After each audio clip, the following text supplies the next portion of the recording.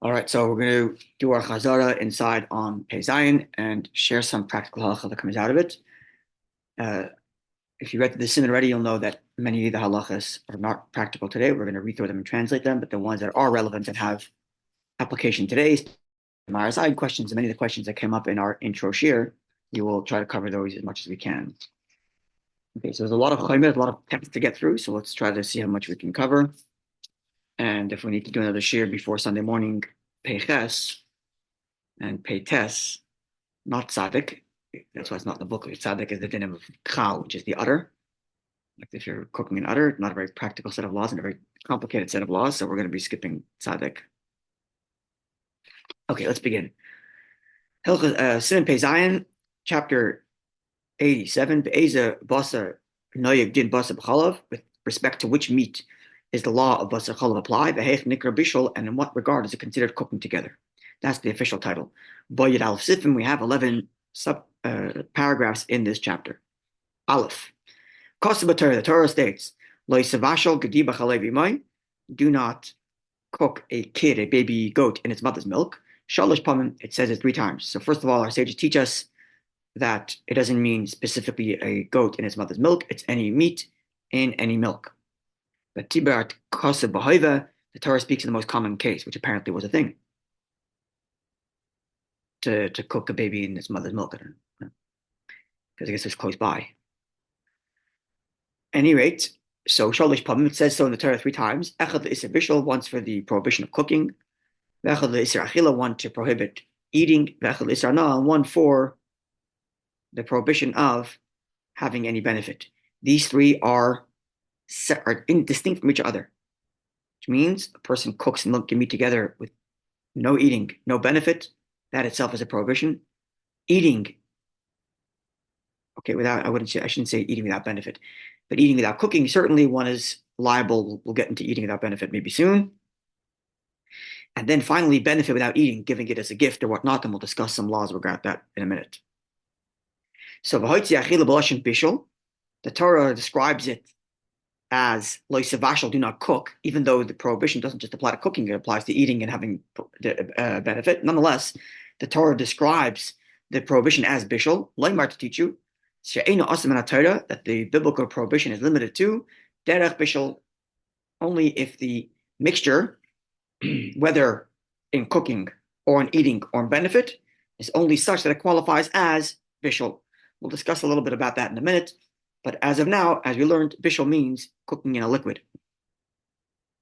But rabbinically speaking, all of it is prohibited, even if it isn't derech bishul, so long as there's a transference of flavor. And that brings us to kufay and tzaddik aleph, which we learned already, discussing the various different types of flavor transference.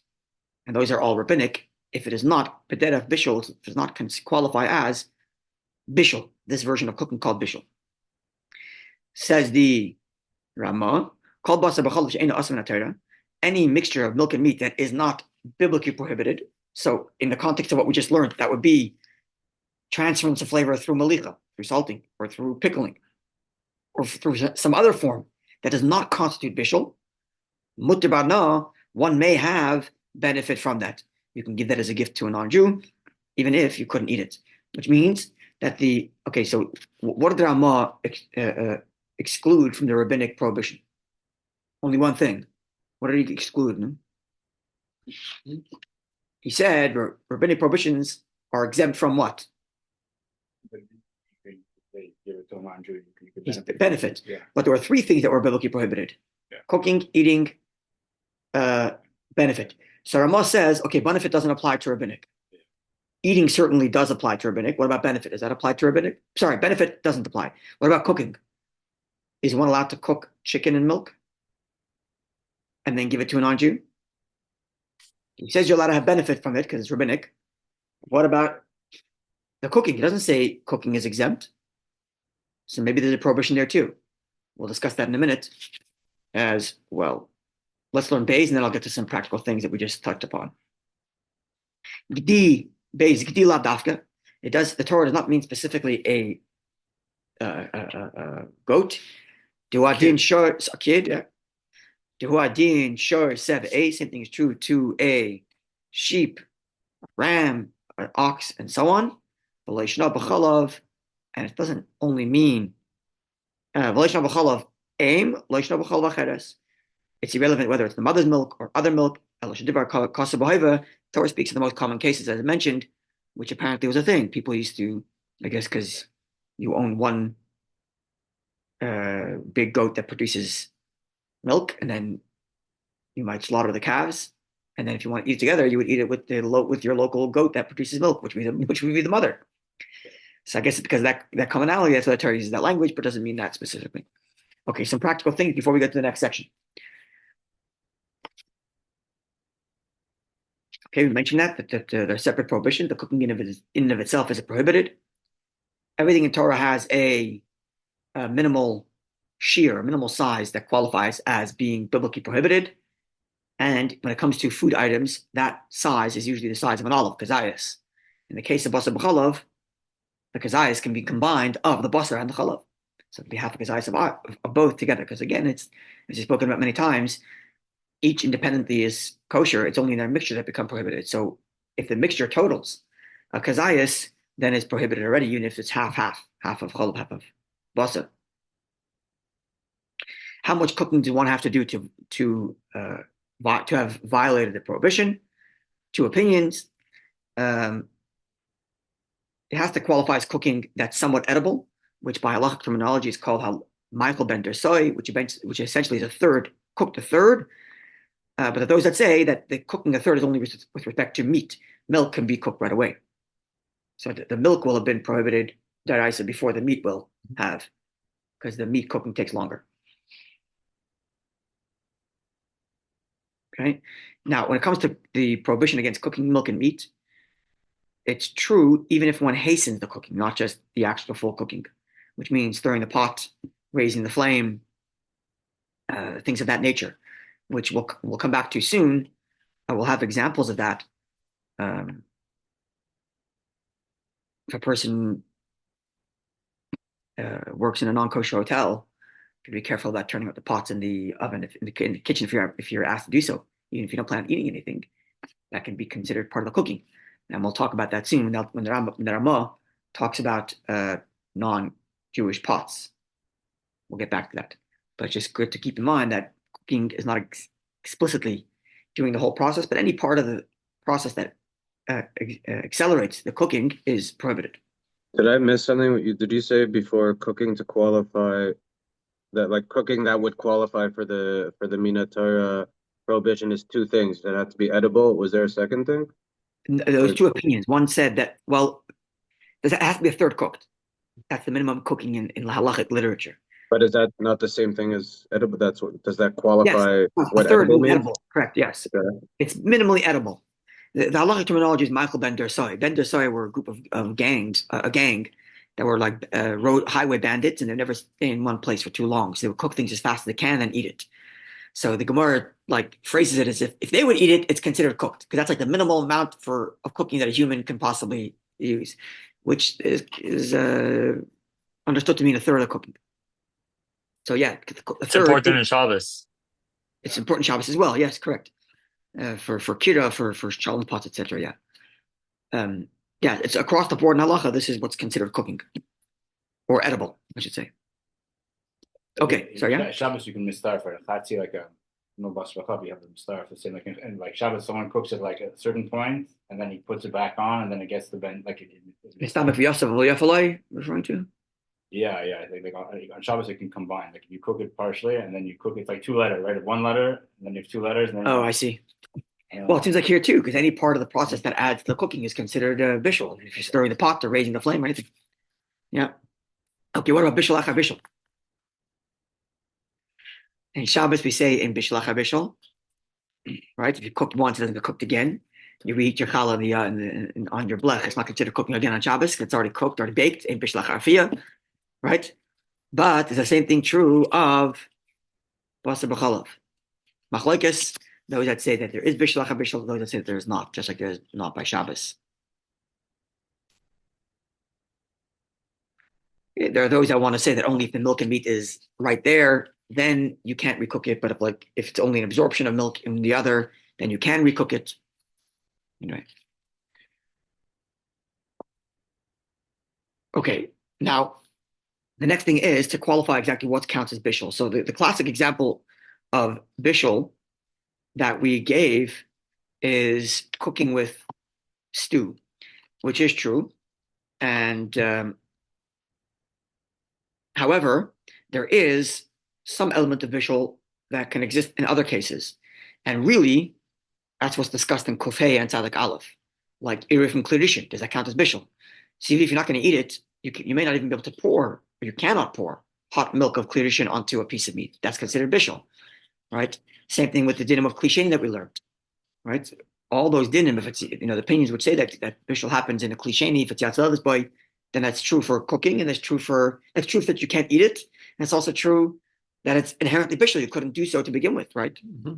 What's interesting also that I was made aware of only when I read this is that there are those who actually are of the view that grilling and tzli and afia, which in Tzadik Aleph and Kufay had a different set of halachas because the transfers of flavor is not the same when there isn't the liquid, is still considered cooking as far as the prohibition of cooking milk and meat goes. So even though when it comes to the transference of flavor, tzli, because there's no liquid in a pot, the transference of flavor is less than what we call bishul then. But in terms of the prohibition of cooking milk and meat, not eating, but just the cooking of it, this opinion is that kli is considered bishul, which means, therefore, getting back to our case of the cheeseburger, that would be considered bishul. That would be considered bishul, which means it is considered a biblical prohibition, which means you couldn't give it to a non-Jew as a gift. But that's not the halacha, is it? This opinion says that, and according to this book here, it says most of the Achronim are of the view that it is considered berach bishul. And it is. That's what it said. That was news to me. He writes here that there are those who say it's not bishul, but there are. He says the majority gives a whole list there of Ben Chizak of Casey Place, a whole list of Ben Ishchai, a whole list of Achronim who are of the view that grilling is considered a derech bishul. Not so far as transference of flavor goes, because that's different. But as far as the prohibition of bishul applies to tzli as well, to grilling and baking, which I was not aware of. So that's interesting. That changes the law of how you treat a cheeseburger in terms of giving it to a non-Jew, which is a form of hanal. Okay. Likewise, frying. It's a dispute, but many are of the view that it is considered bishul when you're frying. So the steak basted in butter would be considered bishul, according to many opinions. Others not, and there's those that say to be lenient in a case of great loss. Are they saying with regard to bishul, is it that we're applying the stringency because it's like the rice and it's so strict, or is it really because like it actually cooks, it gives off like as much taste? Like with I don't know. It's a good question because I didn't look up all the sources, which really, if you want to answer that question, I would have to, because and which is why it was news to me, because usually in halacha, as you learned in Tzadik Aleph, Tzadik Kofei, there's distinct monikers for bishul, tzli, afia, and they each have their own form and their own set of halacha. But it seems like as far as the bishul prohibition of the Torah, it's referring to like the way we say in English, cooking together. And when we say cooking together in English, you would mean all forms of cooking, not just cooking in a stew. That seems to be how they're translating it. If that's how you're translating it, then that applies to grilling, to baking, to frying. That's what it seems like. Again, I have to look up all the sources to see that, because he's a malakat, he's a collector, right? So I really want to get to the bottom of it. I have to look up all the sources in the bottom. But that's it. That would be like my thinking. To the same effect, there's a question today about microwaves. Bishul in a microwave, is that considered bishul? And it seems like there's a whole discussion. And in reality, we would be stringent. Same thing would be with induction ovens. And the whole dispute is because there's no actual source of heat. It's just microwaves that heat up the liquid and all that stuff. Okay. But it's still heated up. Right? Sorry? Higher temperature than Yatzal display. Yeah, sure. So does cooking require a flame? All the other categories that you described before, grilling, baking, all have a flame, a source Clearly, of heat. cooking doesn't require a flame because Or source of heat. Let's say a kli rishon that's taken off the fire is still a kli rishon. Yes. And Okay. will so still cook. Yeah. Okay. Heat So that came from clearly not. It's a heat that came from a source of heat. Let's say, I don't know. Whereas, okay, yeah, fair enough. Fair enough. The counter argument is that there is no source of heat in a microwave. There's no source of heat outside the food itself. Right, It's the waves that heat up the liquid in the Correct. food, right? So there's no Correct. source of heat outside the food that's cooking the food. I got that. Okay, that's like the two sides of the coin. But that the question is still if that's bishul, if it's at the temperature of bishul, and No, the question is if you not for eating, for transference of flavor, for sure you'd be right. But in Right. terms of the prohibition of cooking, no, but Not is it just, bishul? It's a bishul. Is it What's- usher b'hana? what is is it usher b'hana? Correct. Can I give it to a non-Jew or not? If something was heated up in a microwave, right? right? So Another interesting. Sorry, yeah. So Okay. let's see what then is the definition of bishul.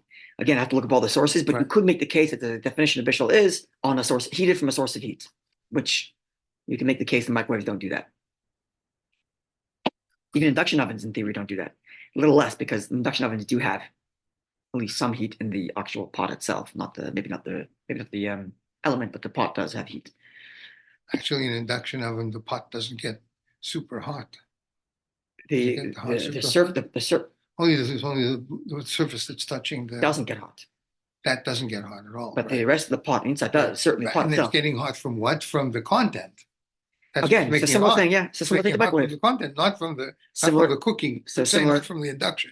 similar thing to a microwave. Yeah. Another interesting thing that I hadn't even thought of. I mean, the pilot's mutter is not a big deal, but just something I thought was interesting was if you have like bibs that are both, fleishik and milchik, and then you throw it into the dishwasher, or sorry, into the washing machine. What do you have? Put in the washing You have a bib, a baby bib. bib that has Yeah. both milk and meat in it, or one milk bib, one meat Right, bib, right. and then you put it into the washing machine. Right, You're cooking milk and meat. right. Lapoil, we say that's not considered. Same with tablecloths or something like that. Same with tablecloths, yeah. Lapoil, we say it's not a problem. But I didn't even think of that. But Lapoil, we say it's not considered a problem, and to the degree that the dishwasher, that the washing machine cleans them, it also kasherizes it also at the same price. So it doesn't really matter anyway. That's the way he puts it here. Mhm. Okay, now in terms of hana, the prohibition of having benefit from basar b'chalav, right? You said you can't sell it to a guy, you can't even give it to a guy. All that's considered hana. You couldn't even bury it, and you can't even burn it because bury it is still around and might become available one time. And the ashes that produced by the milk and meat themselves have become prohibited. So you couldn't even burn it. So you have to. Oh, no, sorry, you have to bury it, but you're not allowed to burn it. My apologies. And he argues that throwing it in the toilet, or even today, he's saying throwing in the garbage would also be okay because most of the garbage is anyways buried. Okay, no selling to a guy, no giving it to a guy.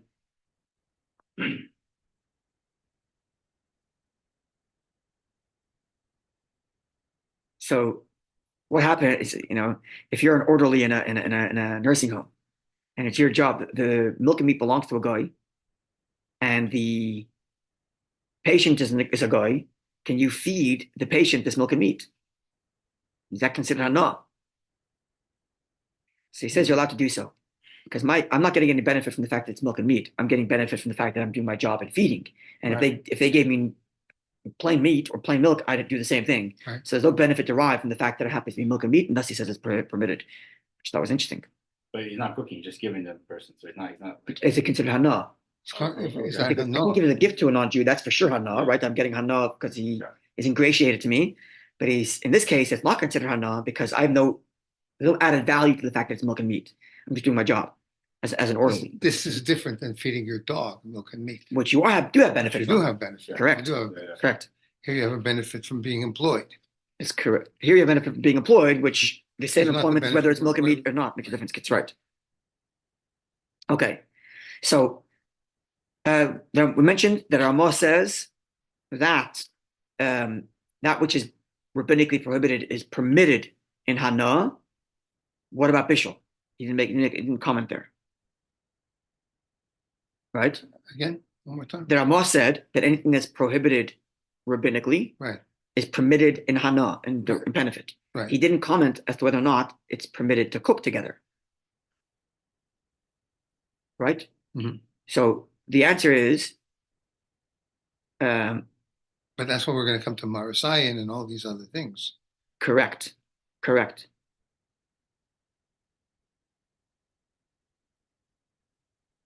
That's correct. Okay, we'll get to that when we get to Marasayan. Yes, we'll get to that by Marasayan. Yeah, let's get to that by, let's wait for Marasayan. Okay, let's go weiter then. Gimel. Eine nog. The prohibition is limited to Ella b'basar behema tahira, from the meat of a kosher behema. It's hard to translate the word behema in English because there is no singular word for that. We translate it often as animal, but animal is a tiger too, and a tiger is not a behema. A behema, I think the best translation is a domesticatable animal. Domesticatable animal. Now, domesticatable animal doesn't mean domesticated, because even if it's a cow that's undomesticated, it's still has the same halacha, but it's a domesticatable animal. So it's the kind of animals you'd find in a farm. You don't find deer in a farm. Right. Because it's not domesticatable. But domesticatable animals you do find in a farm. Cow, sheep, goat, and so on. Mhm. That's a behema. So we're just going to use the word behema for now.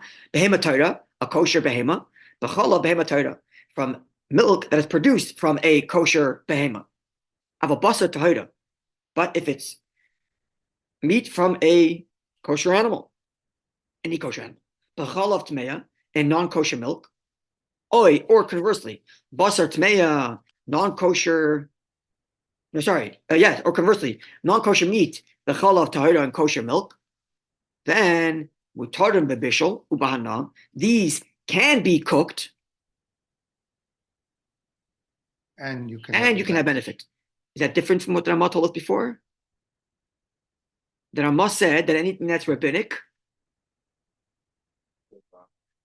No, this is Minatara. It's not rabbinic. It's not basar b'chalav.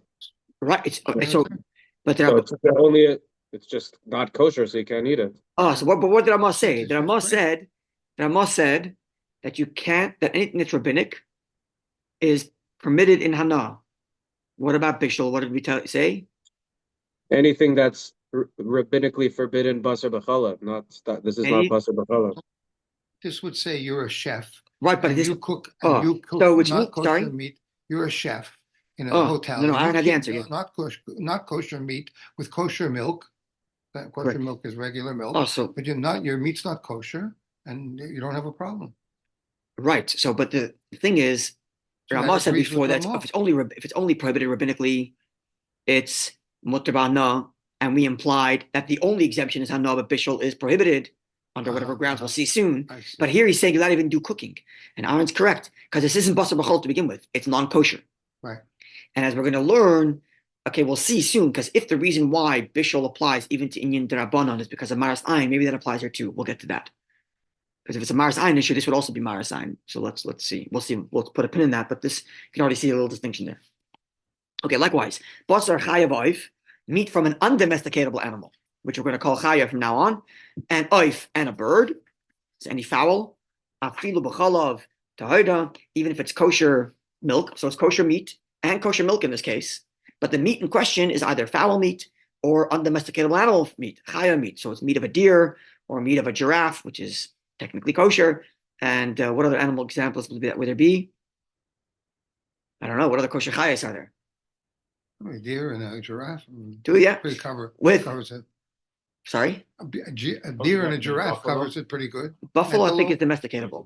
Antelope? Is buffalo not domesticatable? Buffalo doesn't count as behema?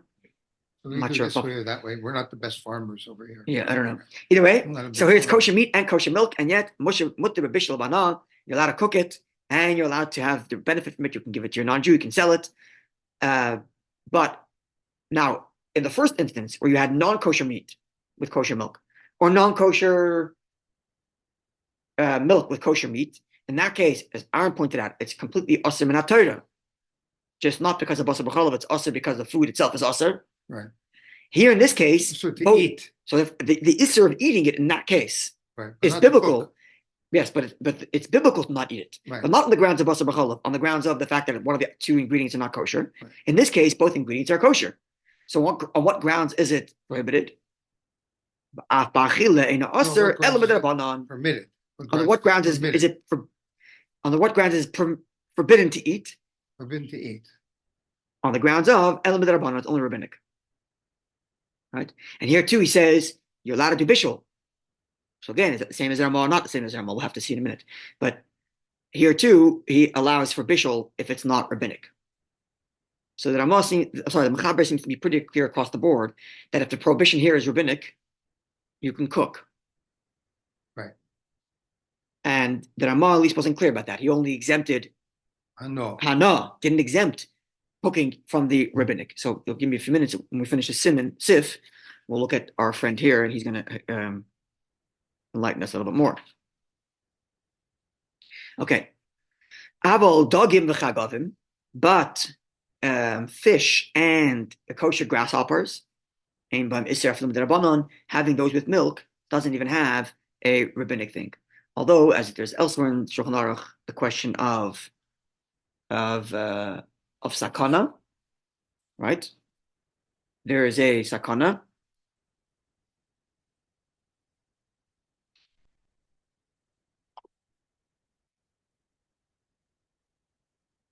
There's an issue of danger with mixing milk and meat, and the bottom line is there's a bunch of different opinions, and some are more stringent, some are more lenient, and everybody follows the custom that they were told, essentially. And our custom is not to have milk and fish. We don't have milk and fish. Cheese and fish is okay.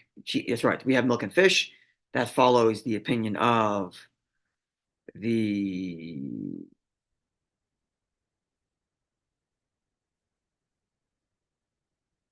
the Beis Yosef. That's the Beis Yosef who says that, even though the Ramah says it's fine. And there's a bunch of different opinions in between. Okay, continuing. The Nagu, from the Rabbi, continue the Ramah.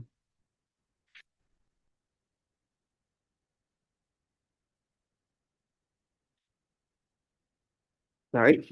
The Nagu lasa is cholov mishkedim. It's a custom to make milk out of almonds. Manichem ba basar oif, and we eat it together with fowl meat, so chicken and the like. It's only rabbinic anyway. So the Ramah is lowering the temperature of the Maras Ayin issue on rabbinic.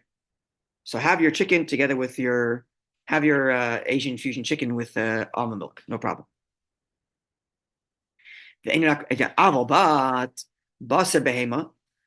if it's behema, so now it's the kind of meat that could be the optics give it a biblical prohibition because you have milk-looking food with actual behema meat.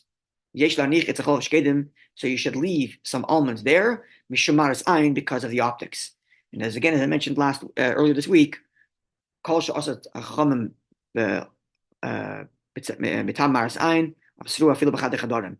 there are sages prohibit because of maras ayin, because of the optics, is prohibited even if one is in the privacy of their own home. Okay. We're going to learn the next sif also, because it's also about maras ayin, and then we'll get to the commentary here. Also, lavash. Okay, so let's just what did Ramah say? The only time maras ayin applies is when the optics look like you're violating a biblical prohibition. So if it looks like you're violating a rabbinic prohibition because you have almond milk with chicken, it's okay. If you have almond milk with beef, so it looks biblical, then it's prohibited. Mishra maras ayin. Now, and so I guess that would also mean if the meat were not kosher. Okay, that's a good question, because the Shulchan Aruch earlier said that non-kosher meat with milk you may cook.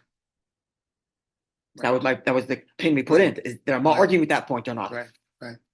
Okay. So we're going to see how he learns it here. The Nidal Fiza continues the Ramah. Based on this, we can say the Chol Shekain, the Aser, then certainly it's forbidden. No, sorry, I skipped the Mechaber. Dalet. Aser lavasha b'chol of isha mipnei maras ha'ayin. So likewise, one cannot cook. So now he's saying the prohibition here is not just eating, but cooking. Right? Not just you shouldn't eat these together because it looks like it's milk and meat. You shouldn't even cook it together because it looks like milk and meat.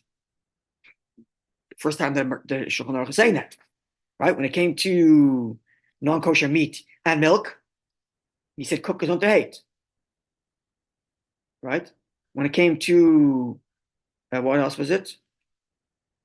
Yeah, non kosher meat or milk or the other way around. Or even chicken and milk, he said, you can cook it. Even chicken and milk, you can cook it. But then he says here, don't cook meat with a woman's milk, human woman, because of the optics. But if a drop of woman's milk fell into a pot of meat, then it's fine. And the reason is very simple, because it's no longer observable. The Maris Ayin optics issue is gone because it's mixed into the whole thing, and you don't have to have 60 times the amount, so long as the optics is gone. Okay, so now it says the Ramah. Well, here you don't have to have 60 times. You don't have to have 60 times as long as the optics are gone. Okay, now it says the Ramah. Hold on a second. If you're telling me that there could be a Maris Ayin issue not just with eating, which is what we had till now, or actually the Shulchan Aruch never mentioned it. The Ramah mentioned.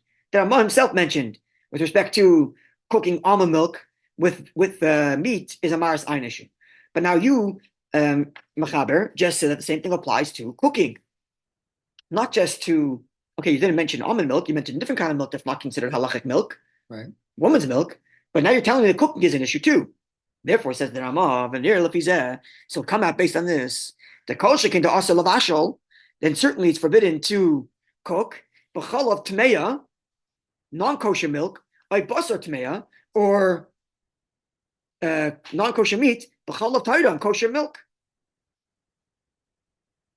Because it looks like you're cooking a biblical meat thing. And milk. You're cooking milk and meat, and milk. So long as the optics, right? Kosher meat and not kosher meat don't look different. Correct. Kosher milk and unkosher milk don't look different. different. Precisely.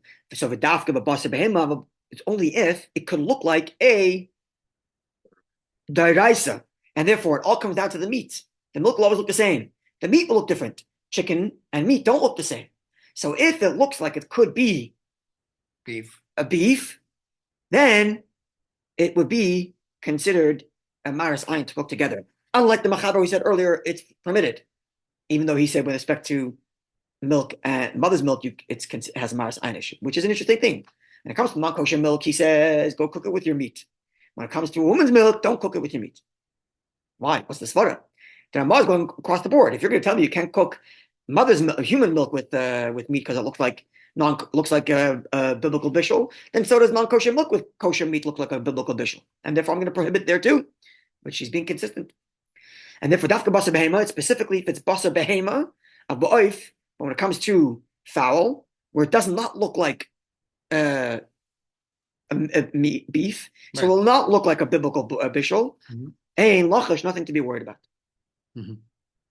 Okay.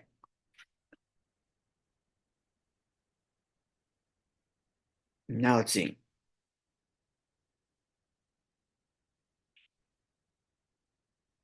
So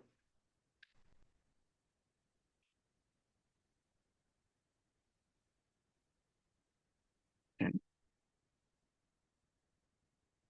We'll leave that alone for now. So can we cover this just going back to the Ramah from the first part, right? Yeah. From Sif Aleph. Yeah. It says kol basar b'chalav asur min hatera mutar v'hano. But asur b'bishul. So long as it's beef. If it's beef, it's asur b'bishul. But he's only saying mutar v'hano. Correct, because that's across the board for any issur d'rabbanan. Right. So I'm trying to understand. Let me what is the problem that you're bringing with? Okay, there's no problem here because the maris ayin issue in the Ramah's view has nothing to do with whether the prohibition in front of you is rabbinic or not. So, for example, non-kosher beef with milk is asur min haTorah, not because of basar b'chalav, right, but because the beef is asur min haTorah, right, and yet the maris ayin issue applies here, right, and therefore you cannot cook. Right. So when the Ramah says here, "Shu asur min haTorah mutar b'hana," that's not a maris ayin thing. Nothing to do with maris ayin. It's b'chlal. If the only issur here is the rabbanon, have hana. Maris ayin, in other words, so I mentioned this last week or on Sunday, that you have three levels, right? You have issur d'oraisa, issur d'rabbanon, and maris ayin. And Maris Ayin is lenient of all of them. But Maris Ayin can end up bypassing the Rabbanon too. Right. Because as long as it has the optics that we don't want, It's only prohibited. it's only And that's the Ramah's view. If the optics look like it could be a biblical bishul, no go, even if it's less asa than the Rabbanon, which I said you could cook together. Right, clear. Right? Which would certainly be the eating as a Maris Ayin issue. You're saying less usher in terms of basar b'chalav. Or less usher, meaning we'll find more leniencies. Like if you have a little almonds there, it's mutter now. You have a little sign there, it's mutter now. Right. Which I want to go through now, all the different ways of making Maris Ayin mutter. Okay. Yeah. And therefore Clearly the chef in the restaurant there's no Maris Ayin. He's cooking meat and milk. The carton's right there. And there's no if Maris. The carton's there, no Maris. Okay, so again, Maris Ayin has nothing to do with how public it is or not, even if it's private.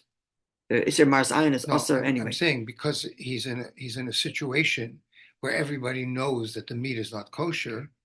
Let's just Maris Ayin. Okay, I don't know if everybody knowing makes a difference, but let's just say it's a carton. There's a carton of milk there. The carton's there in the kitchen. Everybody knows the carton's there. The carton's there, so the carton itself informs it. But if this is so, the Maris Ayin's gone. It's real milk. Oh, then real milk. Then it's real milk and it's also. Carton's real milk. Real milk. It's also to eat, but it's the question about bishul. Bishul what? What are you cooking together? I'm saying the chef who works in the hotel. And what is he cooking? Not kosher hotel. He's cooking not kosher meat with kosher milk. Oh, according to the Mechaber, no problem. And we're according to the Ma, yes, problem. In a problem in Maris Ayin? Yes, because it looks like beef and milk. To whom? It doesn't make a difference to whom. Well, anything that the Chum says Aser Maris Ayin, even if nobody else is around, it's still Maris Ayin. So saying the Maris Ayin becomes once the Chum decide that this is Aser for Maris Ayin, it's Aser period. Unless you undo the Maris Ayin in of itself, even if you're private, again, even in the privacy of your own home, it's still Maris Ayin. Even in the privacy of your own home. So that chef could not do that according to the Ramah. In the privacy of your own home, yeah. I understand it. Still Aser. I understand it. And I understand. So the restaurant is no different. In a restaurant that's public, where everybody knows the meat's not kosher, then I don't catch what the problem is. Is it U'LeMaaseh what you're saying? Yeah. So the Jewish chef will not be able to work in a non-Jewish place. Yeah. Am I reading the Ramah wrong here? No, I think that's. Can't. That's what the Ramah seems to be saying. Mm-hmm. Let's go through the ways in which we're lenient on Maris Ayin. Right. I want to go through that now. Mm-hmm. Okay. So first of all, the almonds, because of what we just finished saying, most agree that the prohibition against eating of almond milk and meat is not just for the eating, it's also for the cooking, for the reasons we just finished saying. Because the optics are there, and the Ramah is across the board. If the optics look like cooking milk and meat, it's prohibited. That would include almond milk as well.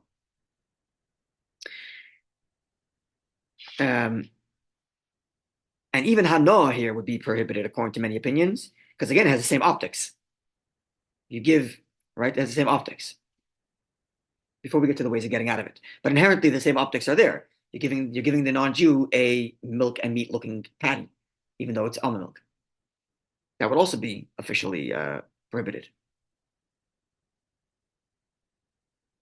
Yeah. And therefore, there are those that argue actually, following the Ramah. So that would be against what the Ramah said. Against what the Shach said. Against what the Shulchan Aruch said. Or seemingly what the Shulchan Aruch seems to be saying. He said whatever is midarabanan. Yes. There's no problem. Assuming there's no Maris Ayin. It's mutter bana. Assuming there's no Maris Ayin. Maris Ayin is a separate issue that stacks on top of it. That either applies or doesn't apply. Either applies to the Raisa or applies to the Rabbanan, doesn't matter. Or applies to neither. Well, so he says with Rabbanan, is he talking about things that are inherently, or is he talking about another form? This is not clear. He's talking about chicken and milk. Yeah. You can cook it together, and you can have you can't. Did he say you can cook it together? No, he said you can have enough from it. No Maris Ayin from giving a chicken patty with cheese, because can never be confused with the biblical prohibition. So it's allowed to have enough from that. But as soon as it's a beef patty, even if it's an almond cheese or whatever, fake cheese, it becomes Maris Ayin issue. Or real cheese, but and the Beyond Burger that looks like a beef. We'll get to that in a second. Yeah, but in theory, that's the way it is. Okay, we explain that.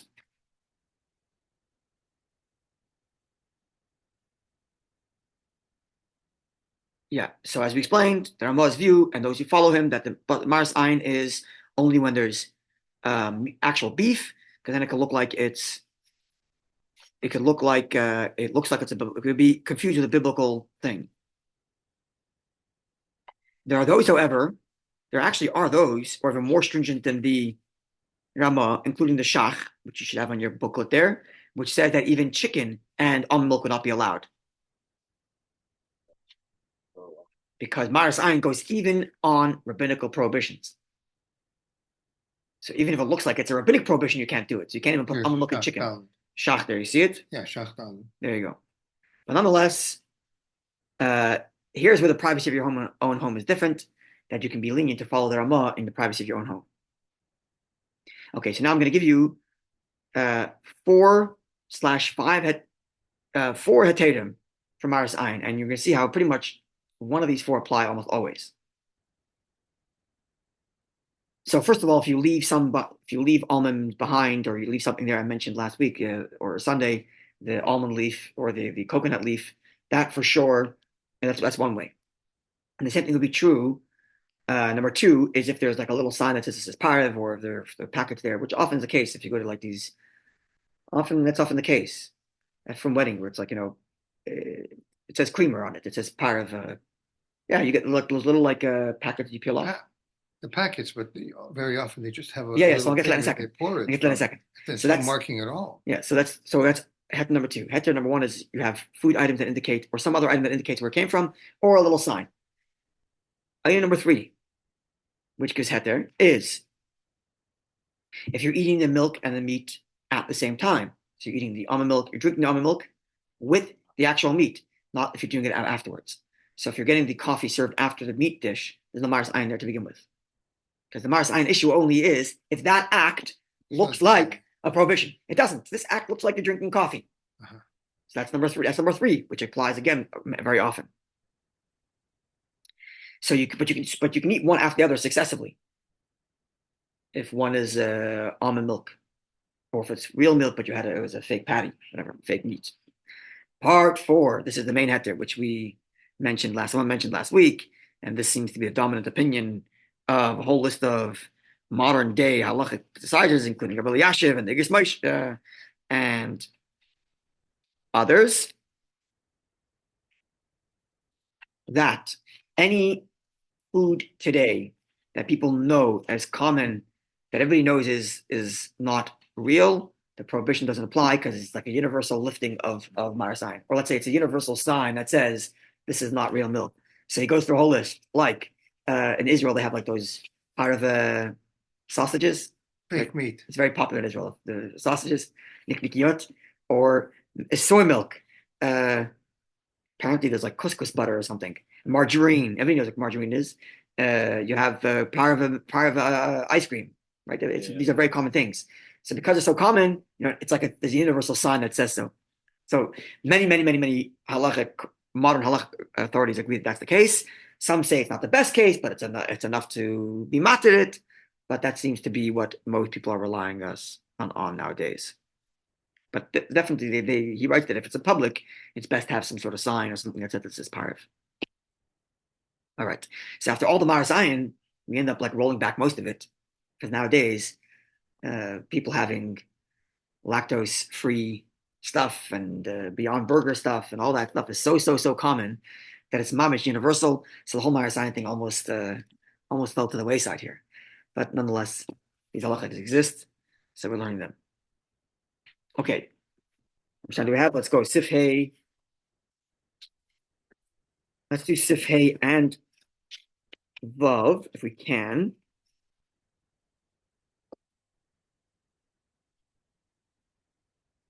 Yeah, we'll certainly start with Hey. We'll see. Maybe we'll have to do another shir. I'll put on the group to see when would work best, either Friday or Motzei Shabbos. Okay, Hey. Beitzim hanimtsoim ba'oifos. Eggs that are found within the bird, and at some point, while they're developing, they're still attached to the chicken itself, and therefore would be considered meat. And then at some point, they are now independent items and are no longer meat, it's eggs. So at which point is that? There's lots and lots and lots and lots of opinions, but we'll just read through where the Shulchan Aruch puts it. The shchita, and now the question is that. So you did shchita, and now you found the chicken still inside the I don't know what it's called, but I've eaten these eggs. I've So- eaten these eggs. apparently the minhag They're is yellow, they're little yellow things. They're just like a yolk. so there A was small thing. it was It looks like a yolk. it was inside the chicken at the time of shchita. Yeah. So he writes here that the custom is to be stringent, even if the shell is completely hardened. Uh-huh. That if it was in the chicken at the time of shchita, not to have it with No, I had it with meat. I had it with meat. But you had it with meat, I had not to have it with milk. meat, and then they had the eggs Yeah, of the That's chicken. apparently the custom together now, with even though the chicken. halacha is not that way. We'll see. Sorry, They had the eggs of the chicken. with the But chicken. it's not eggs really. It's like little yellow yolks. So you can describe that in a second here. So he says like this. Now, imhim gemurais, if they are complete, if the chickens are completely, the eggs are fully developed. Dahainu, what's considered fully developed? Sheyesh leim chelboin v'chalmoin. It's got both the white and the yolk. What's the white called? The white and the Chelboin. yolk. Right, but what's it called in English? What's the white? Egg white? Egg white. Egg white. It has the egg white and the yolk. Apple pishem mu'ura begidim. Even if there's like the vein that we're attaching it earlier to the rest of the chicken is still attached, whatever those are, I don't know what that looks like. Hareze gemura, it's considered a complete egg, not part of the chicken anymore. Mutter la'achla l'chalav, and therefore maybe eaten together with milk. Avlam ein la'chelmain, if it doesn't have a yolk, it's just egg white. As lavash l'chalav, you may not eat that or cook that. Certainly not eat that with milk, because it's still considered meat. 1 second. Do I assume that I don't know the physiology of a chicken. That the white develops first? That the Apparently. white develops first? Apparently. That Apparently. is counterintuitive. That is counterintuitive that the white should be. Ein la ela chelma. Yeah, apparently. Yeah, and from this one, I don't know. there's everything. I don't know if I find that. Yeah. Avol im achlam b'fnei atzmam, mutalech lachem v'ino chalab. But if you ate that egg on its own, we're not going to consider it meat to such an effect that you have to wait for so long after eating. Before you eat your milk, you can eat the milk directly afterward, but you shouldn't eat it together with milk. Okay, let's learn the next. So as I mentioned, I want to mention that the minhag is that any egg that's found in the chicken at the time of shechita, even if the shell is complete and hardened, the minhag is not to eat that with milk because it was still inside the chicken. Okay, let's learn the next sif. Most of it is not really negay U'LeMaaseh because they're rare kind of cases. Just said, Yeah, in the chicken, the yolk is formed first. but in others, Here's the simple order of how the egg forms. 1, yolk. The yolk develops in the hen's ovary over several days. 2, egg white, albumin.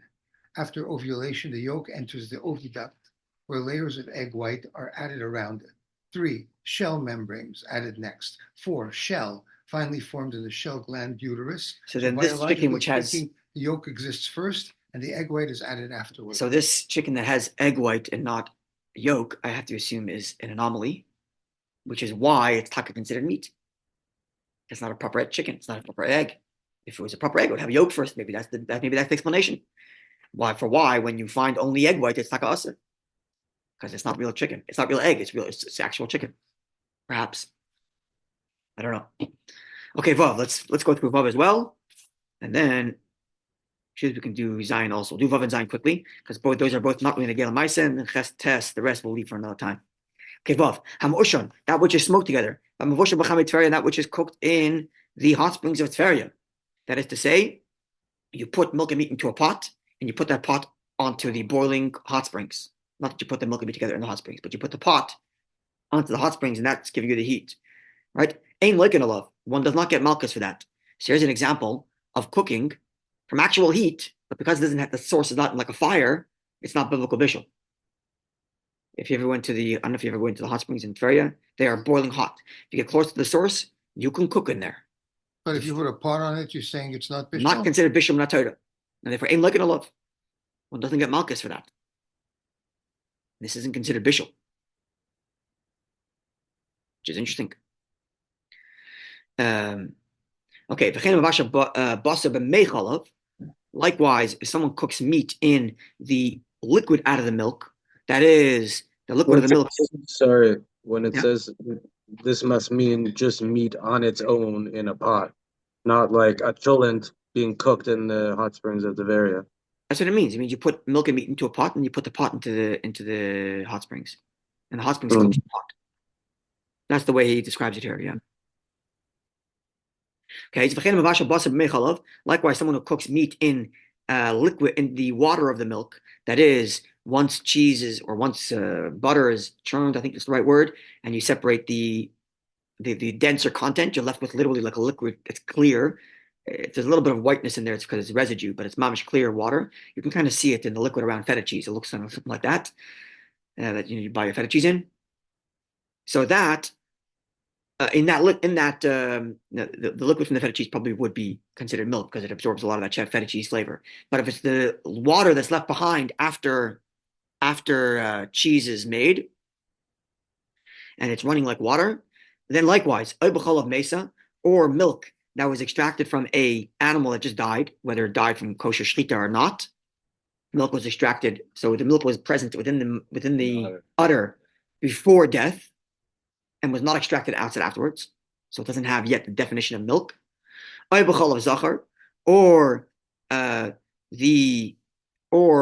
milk from a male human. Male animal. I'm not really sure how that's possible, but apparently that's a possibility. Yeah. If somehow it's an anomaly of an animal. Or if a person cooked blood with milk, potter, in all these cases, the person is exempt from biblical prohibition. And the person is not administered lashes for having violated the prohibition of eating basar b'chalav, although he might be because he ate blood. But certainly there is the rabbinic prohibition.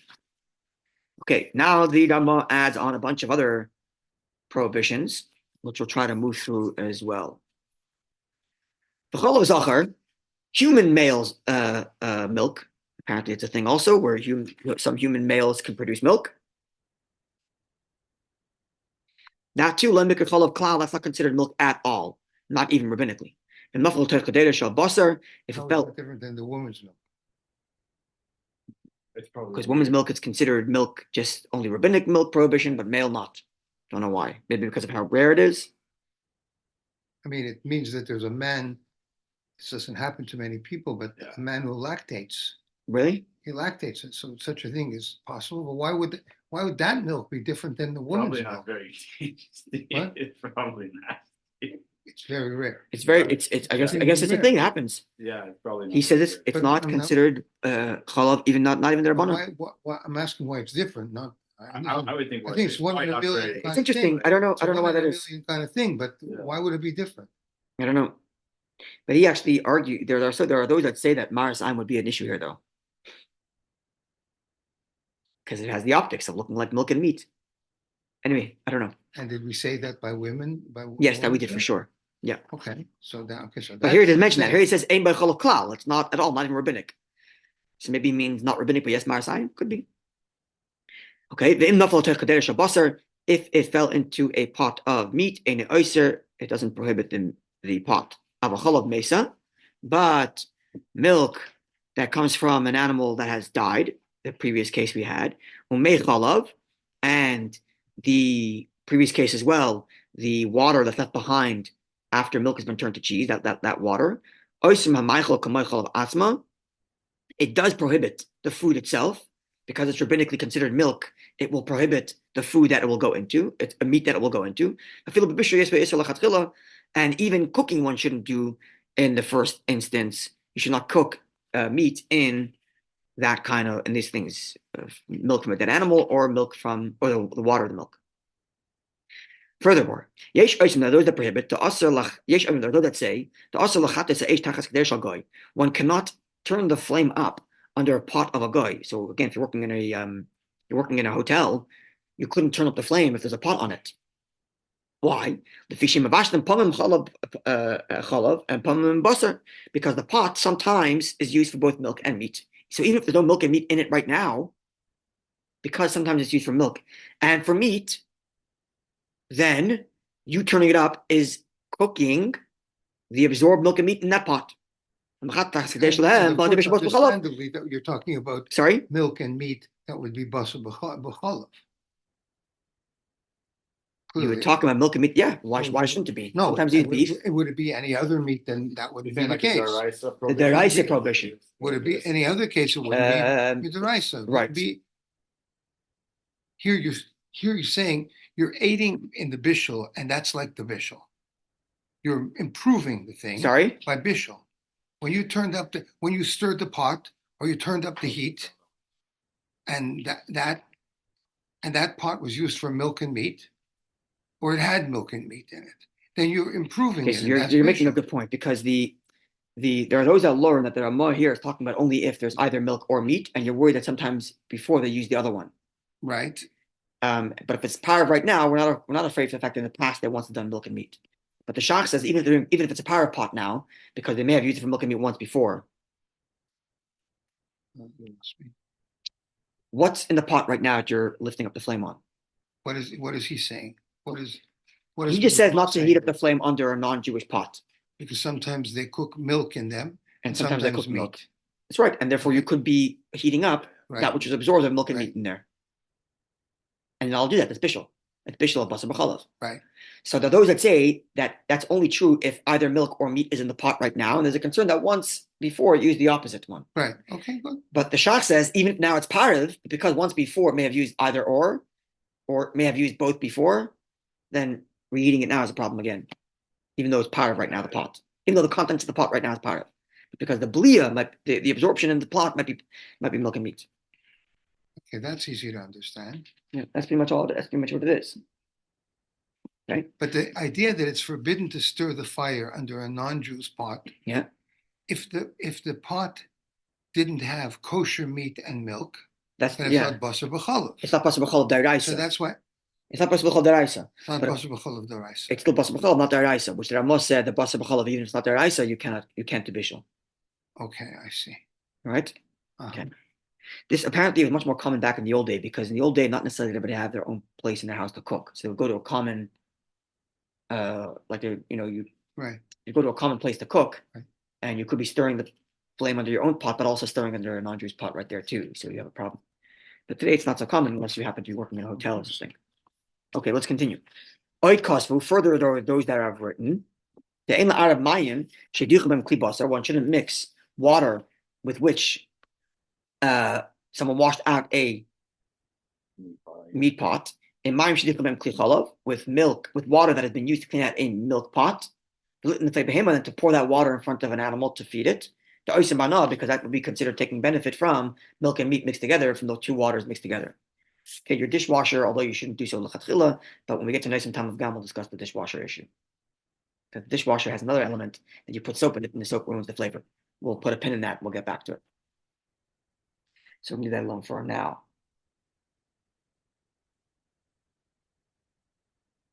Saturated. Nonetheless, this thing, throwing it out is not a problem. Sorry? I'm saturated. With what? With knowledge. With knowledge, Hashem. It's too much. I can't absorb anymore. Absorb, yeah. Okay, let's just finish the sip. Yeah, or should we stop here? Almost done. Let's finish this sip. Speed is of the essence. No, okay, so we'll stop over here. All right, so we'll stop over here. We're gonna have to do Chazzarah, but we're gonna stop over here. I'm gonna have to finish either Friday morning, which would be tomorrow. I'm gonna post the link now, poll now, either tomorrow morning or Shabbos. So tomorrow morning, Shabbos is at 8:30. Which means davening is finished by 9:30, which means the class is going to be at 9:30. I'll come for 9:30. Yeah, it's a little late, but I'll post in the group 9:30 or Matzah Shabbos. Or Matzah Shabbos, you can do it at 6:30 or 7:30. Matzah Shabbos I have to do a little bit later. My kids are my boys are settled down. 8:30, whatever. So it have to be later Matzah Shabbos. But yeah, there's a lot of information, but we have to go through all of it. But the essence of the things that are much more practical, like the essential building blocks, all these details in these chumras and the Ramah. Some of them are not so relevant nowadays, as long as you get the principles behind them, which are the ikr. Okay, wonderful evening, everybody, and we'll continue either tomorrow or about the Shabbos. Okay. Aaron, enjoy Shabbos out there. Thank you.